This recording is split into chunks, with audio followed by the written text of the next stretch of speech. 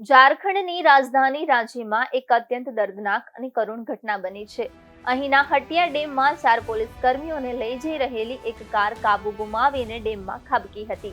આ દુર્ઘટનામાં અત્યાર સુધીમાં 3 પોલીસ કર્મીઓના મૃતદેહ મળી આવ્યા છે, જ્યારે એક પોલીસ કર્મી હજુ પણ લાપતા છે, જેમની શોધખોળ ચાલી રહી છે। આ 4 પોલીસ કર્મીઓ શનિવારે એક કારમાં જઈ રહ્યા હતા, જ્યારે તેમની કાર હટિયા ડેમ પાસે પહોંચી ત્યારે ડ્રાઈવરે અચાનક વાહન પરથી કાબુ ગુમાવી દીધો અને કાર સીધી ડેમમાં ઊંડા પાણીમાં ગરકાવ થઈ ગઈ। આ દુર્ઘટનાનો ભોગ બનેલા 4 પોલીસ કર્મીઓમાંથી 2 ન્યાયિક અધિકારીના બોડીગાર્ડ તરીકે ફરજ બજાવતા હતા, જ્યારે એક સરકારી ડ્રાઈવર હતો।